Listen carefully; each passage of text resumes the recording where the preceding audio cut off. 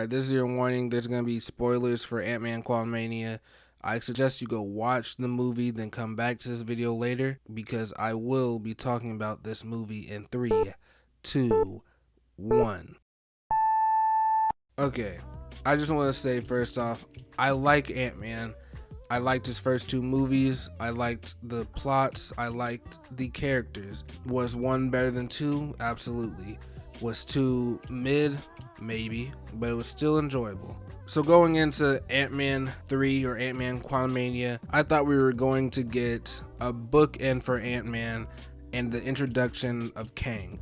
And when I say the bookend, I mean maybe, perhaps, death and a new beginning for his daughter, Cassie. And now just coming out of the movie at 2 a.m.,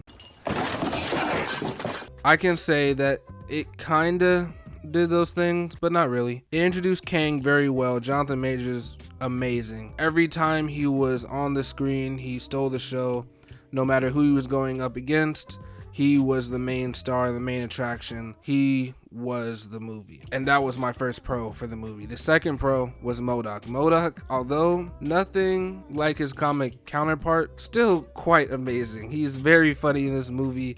He had me laughing every single time he appeared on the movie. As much as Kang was menacing this movie every scene, MODOK was funny in every scene. I just like seeing that little floating head talk. I like seeing him move. I like to see him making weird gestures and just smiling. It's just fun. It brings a little joy to my heart. My third pro is Ant-Man. Paul Rudd brings a great performance once again, as he always does. He's very charismatic in the role.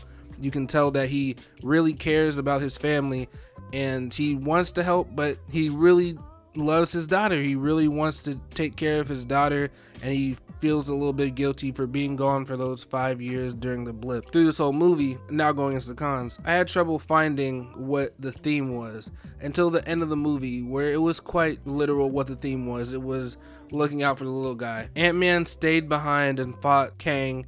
As much as Ant-Man can fight Kang, because he was beating that. He stayed back and fought for the actual little guys, like the smallest things in this universe. Well, it's not even our universe, it's another universe that's smaller than our universe. So he was fighting for the little guy, and I felt that was very good and an actual bookend for his character, until they, had to bring him back to the Marvel universe because they're setting up something, so they need Ant-Man. But whatever, I guess. So let's just talk about some more cons about the movie. Me and my friend went to the movie, and we both said, Cassie's actor, you shouldn't have recast it. She is not anything good in this movie. I'm sorry. Her acting just felt a little dull every single time that we saw her. It was just standard line, dad, line. I'm sorry, dad, do this. It didn't feel like there was any soul to her performance. It was just, I'm reading off a script right now. That's all I'm doing. So yeah, she was kind of a con for me in the movie. I hope she gets a little bit better in that area. And I know she's a pretty good actress. I've seen her in some other things, but here she was just not that compelling to me. I'm here to double down.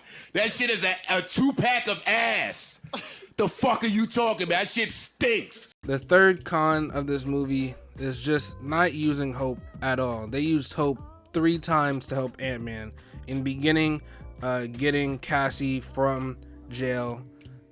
She also was helping Cassie build the machine to get to the quantum realm. And then in the quantum realm, all she did, she had that one good fight scene in the bar, and most of the time it's just her talking to her mom, making her mom try to tell the secrets of what Kang is. And that's what this movie is, a lot of exposition. A lot of expositions. I'm just noticing that. And then she helped Scott again with the problematic or blah blah blah. I forgot. Oh, and this movie was written by, I'm pretty sure this movie was written by a Rick and Morty writer, and they definitely ripped off that one episode where they were going into multiple realities. They made this into an Ant-Man skit, like the possibilities, and he just kept on creating more Ant-Mans. But I thought that scene was cool when he climbing up them, because they all had one common goal, and it's to help their daughter. That was really cool. That's why I thought the theme was like a father-daughter thing, but it ended up being fighting for the little guy, which I feel like it's a little bit of a better theme. They're still like meh overall. Another con I had in the movie, this movie felt really dark. I mean, just in like lighting, it was dark. I don't know, it's because I went at like midnight and my eyes just couldn't adjust to the screen, but this movie felt really dark. Like the lighting was just not there. Like the same way in Wakanda Forever, they had a couple scenes that just weren't lighted well. You can see the same thing happened here, and it just, my eyes, they couldn't adjust, or it's just that bad. I don't know. And then the worst thing this movie did, I have to say, was not using Luis. Like, you had 2 chances to use him, or maybe 4 if you count the post-credit scenes, and you just didn't use Luis, the best character in most of the Ant-Man films. They dropped the ball with that one, I guess. And now we can start rating the criteria off, I guess. Action in the movie, I'll give it a 3 out of 5. They had the just regular Ant-Man shrinking, then coming up and punching. That is just cool. Action is pretty basic at this point for Ant-Man, but you know, coming up in 2015, it was awesome to see that. But now it's just regular Ant-Man action. The plot, I'll give it a 2.5 out of 5. It just felt a little bit muddy. You couldn't really find what they were looking for in the theme. Most of it was carried by Kang. Very great performance by Jonathan Majors again. Also, I want to mention that dialogue he had close to the end before the ants ate him. Or they didn't eat him, they like ate his suit. It was still a great monologue. It was a monologue I was imagining they play behind that Metro Boomin beat. That's what that type of monologue is. Very evil, very menacing. I can't wait to see more of Kang. The cinematography, I'll give it 2 out of 5. Again, the lighting was terrible. I have to knock off some points for that. It was awful. Damn! The CGI in the movie it's okay. It's cool. For a mostly CGI movie, yeah, I would expect it to not be the greatest like thing ever. For some reason, I saw a lot of reviews comparing it to Star Wars, and I could see it. I really can. The sound design, pretty basic. Nothing I wouldn't expect from a Marvel movie. I'll give it a 3 out of 5. Marvel's not the best or the worst when it comes to sound design, so they don't do anything fantastic. And since the Ant-Man movie, I have to rate the comedy. I'll rate the comedy a 4 out of 5. It had me giggling, laughing a lot. And recent Marvel movies haven't made me laugh as much as Ant-Man did. And that's usually what an Ant-Man film does for me.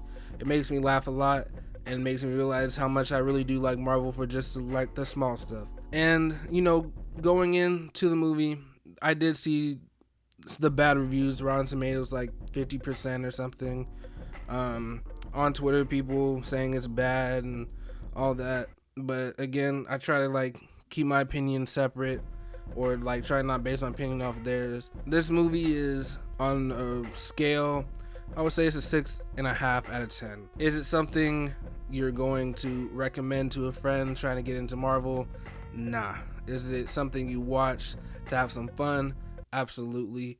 Is it something you go see in theaters? Perhaps. Is it something you'll have fun with? I would think so. If you like my review, feel free to like, comment, subscribe. But if you don't, thanks for watching.